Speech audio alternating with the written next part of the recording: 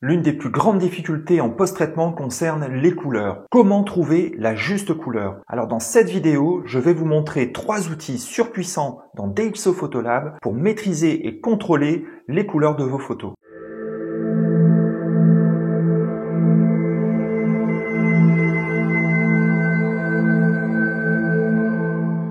En photographie, maîtriser les couleurs est une compétence rare.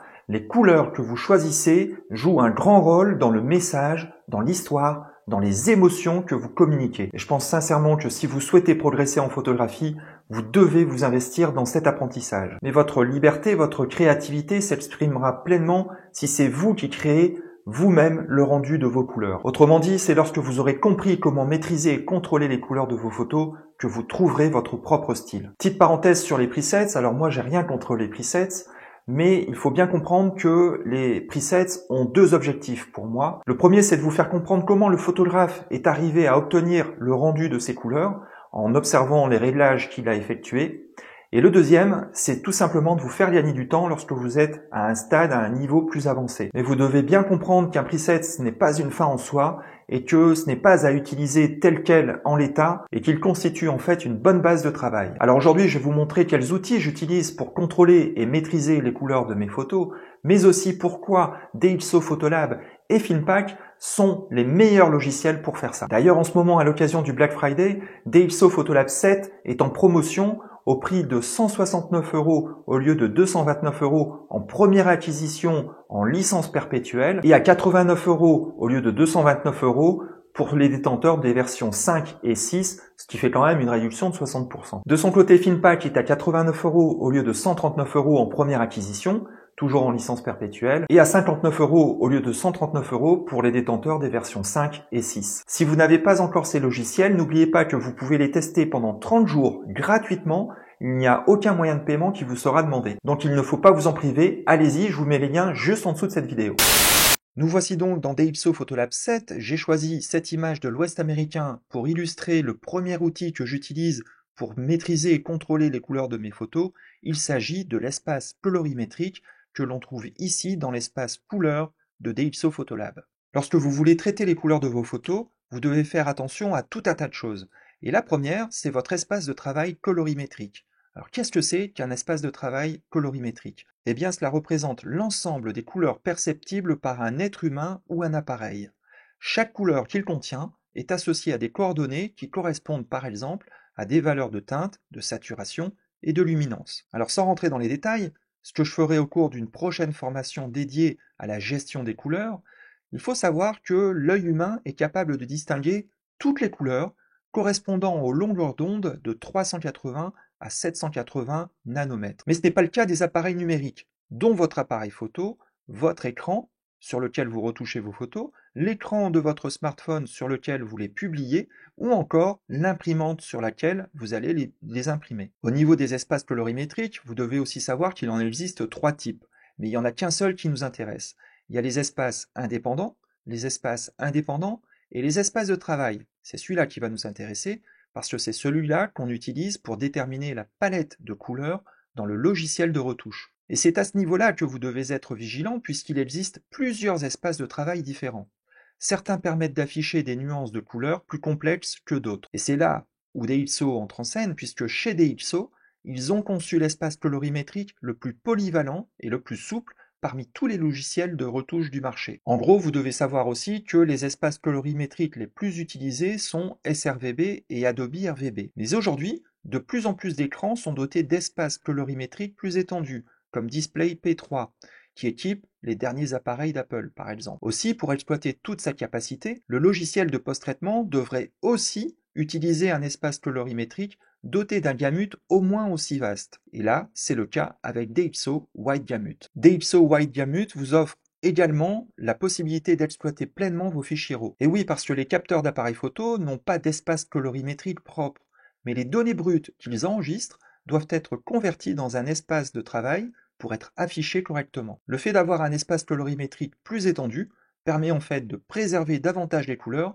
mais aussi d'avoir une plus grande liberté pour les corriger. Autrement dit, DxO Wide Gamut permet une restitution plus fidèle, plus naturel des couleurs. Donc concrètement, tout se passe avant de retoucher vos photos, surtout. Donc c'est de là que vous allez partir pour modifier vos photos. Et donc, ça se passe ici. Vous voyez que vous avez ici, en version, deux choix. Classique, donc dans les anciennes versions de Photolab, ou à présent, DxO White Gamut. Et là, vous voyez, on change d'espace de travail. Mais, ce qu'il faut faire avec ça, c'est activer le rendu des couleurs. Et là, vous allez de nouveau choisir entre un type de rendu, donc il y a le rendu générique, le rendu du boîtier, et d'autres types de rendus, film positif couleur, etc., etc.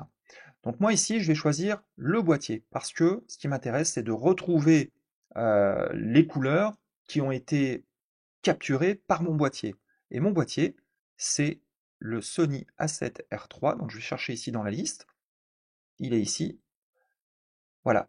Et donc là, j'ai ma base de travail. Vous voyez que je peux régler ici l'intensité du rendu, et je peux éventuellement aussi activer la protection des couleurs saturées. Donc vous voyez, c'est des outils très précis, très minutieux pour protéger, pour modifier et contrôler vos couleurs. Mais cette étape, elle est indispensable si vous souhaitez vraiment contrôler précisément les couleurs de vos photos et surtout si vous souhaitez les imprimer parce que dans ce cas-là, le passage d'un écran numérique à un support, on va dire mat, hein, qu'il soit papier ou alu ou etc., eh bien, les couleurs de vos photos vont se trouver parfois transformées.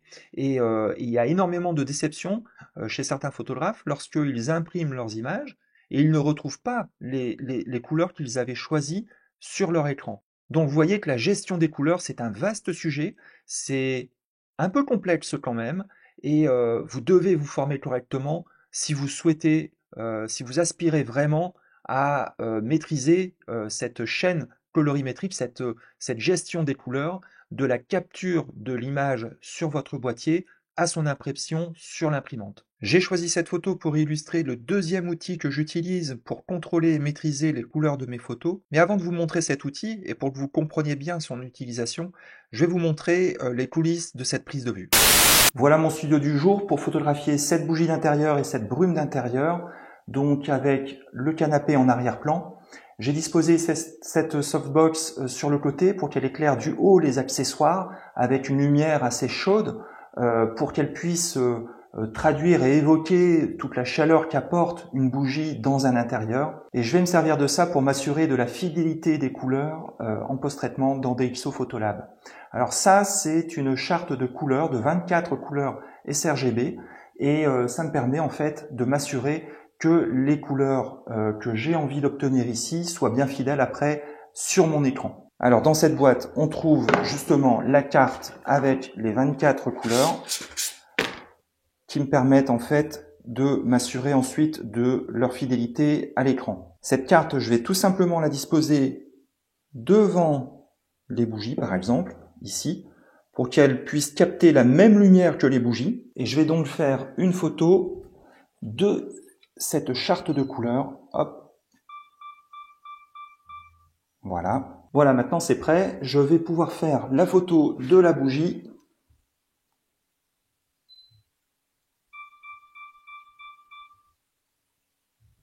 Et voilà, c'est dans la boîte.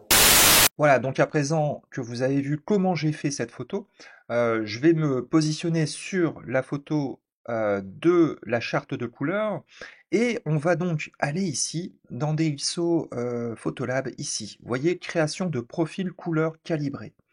Et donc, on va cliquer sur la petite icône ici et on va choisir la charte de couleurs que l'on a utilisée.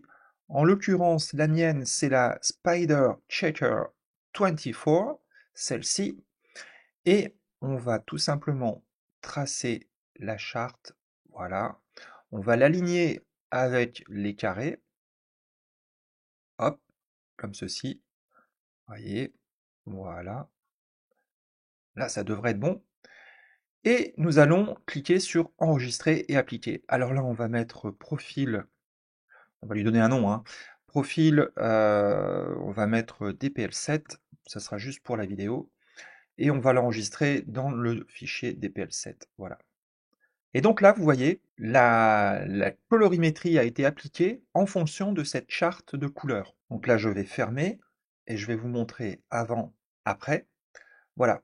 Donc vous voyez la différence qui a été appliquée à cette image rien qu'avec l'utilisation de cette charte de couleurs, de cette mire de couleurs qui me permet en fait de retrouver la bonne restitution des couleurs. Les couleurs ici sont fidèles à ce qu'elles étaient lorsque j'ai fait cette prise de vue. Donc c'est un outil qui est très utile lorsque vous faites des photos de produits, de scènes, mais même en extérieur, hein. Alors un peu moins, c'est vrai, pour la photographie de paysage.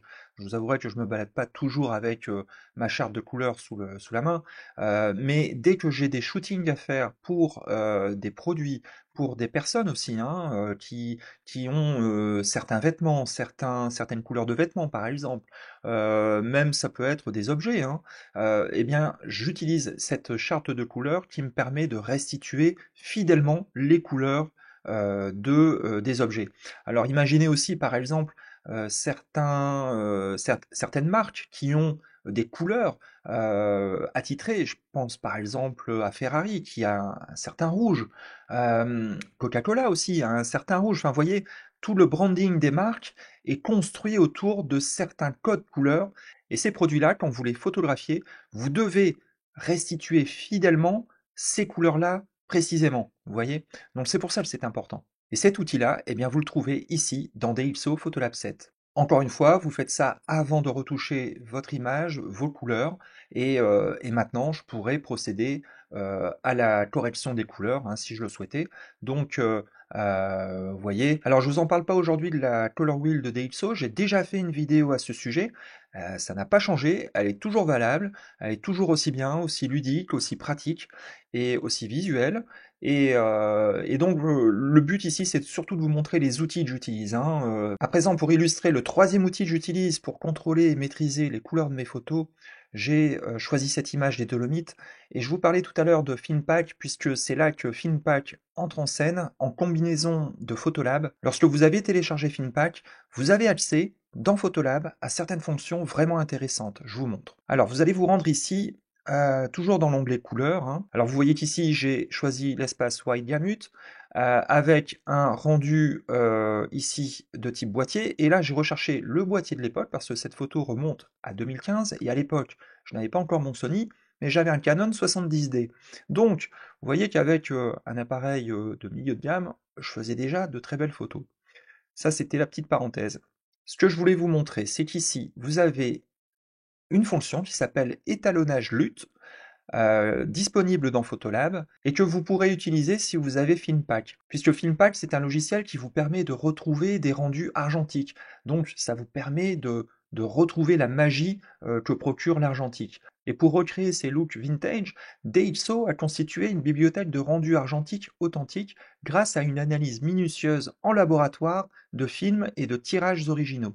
Donc vous l'avez compris, Finpak, eh bien, c'est tout simplement un voyage dans le temps. Et comme vous le savez peut-être, je fais de plus en plus de photographies argentiques. Je me suis rééquipé d'un appareil compact argentique, un Canon MC, que je prête à mes élèves lors des stages photo, par exemple.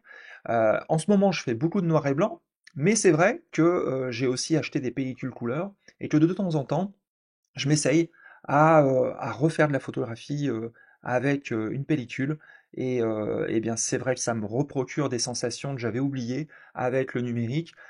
Et je trouve que c'est une école merveilleuse. C'est très formateur de travailler avec un appareil argentique. Et lorsque vous récupérez votre appareil photo numérique, eh bien, vous êtes tellement plus à l'aise, c'est tellement plus confortable que bah, vous faites des progrès de fou, en fait. Mais revenons à nos moutons, ici l'étalonnage LUT. Alors pour ceux qui ne savent pas ce que c'est qu'une LUT, LUT, ce n'est pas un pré-réglage, c'est pas un preset, c'est plus large que ça, c'est plus souple aussi, et c'est peut-être pour ça que je préfère les LUT. Alors les LUT, ça vient de la vidéo, du monde de la vidéo, c'est des sortes de pré-réglages, des filtres, on pourrait les appeler comme ça, que l'on applique sur des clips qui ont été tournés en l'équivalent de la version RAW en photographie, donc en version log, et ça permet de coloriser en fait les images, hein. Donc ça a été adapté à la photographie, Et du coup, vous pouvez appliquer des luttes ici. Donc il y en a dans FilmPack, elles sont ici, vous voyez. Donc c'est toujours des extensions .cube, hein, les luttes. Et vous pouvez également en trouver sur Internet. Il y en a quand même pas mal que vous pouvez trouver gratuitement. Et vous voyez que moi ici, j'en ai importé certaines que j'utilise pour certains types de photos, hein, des photos de produits par exemple. Et je vais vous montrer comment ça fonctionne. C'est très simple. Vous n'avez juste qu'à cliquer sur la lutte en question et cela s'applique. Alors, vous allez pouvoir ici régler l'intensité, donc en fait l'opacité de la lutte sur l'image. Et vous voyez que, par exemple, on pourrait partir de cette base de travail-là pour continuer à retoucher la photo au niveau des couleurs. Et cerise sur le gâteau, je vous disais tout à l'heure que vous aviez accès à certaines fonctions dans les réglages locaux lorsque vous avez FilmPack. Vous avez accès ici au masque de luminosité. Donc par exemple ici, si je veux retoucher, mettons, la couleur sur la montagne, ici en haut, eh bien je vais cliquer sur la zone avec la pipette et ça va me permettre d'ajuster donc la luminosité, donc l'opacité, vous voyez, ici. Ça va me permettre d'étendre ou de restreindre la zone, vous voyez, comme ceci. Donc là, on retrouve le zone system hein, d'Ansel Adams, le principe du zone system d'Ansel Adams. Et on va pouvoir aussi agir maintenant sur, par exemple, l'exposition. Hein. Si on veut juste améliorer voilà, le rendu de certaines parties, hein, voilà. On va également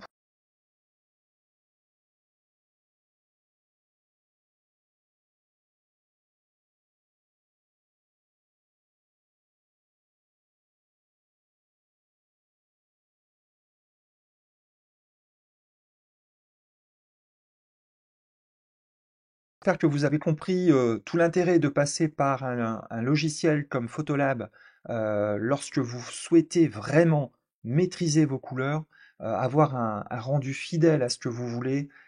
Et pour vous-même, je trouve que c'est satisfaisant de comprendre comment ça s'articule, comment ça fonctionne. Et c'est quand vous comprenez comment ça fonctionne que vous pouvez avoir un effet dessus. Donc entre l'espace colorimétrique, la charte de couleurs et FilmPack et les luttes, eh ben, vous voyez que vous avez 3 outils surpuissants pour contrôler, maîtriser les couleurs de vos photos.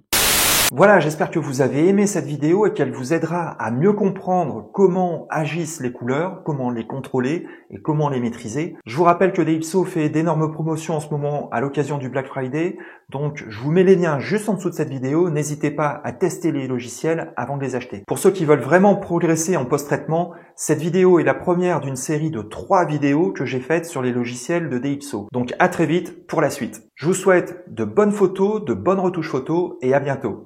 Ciao.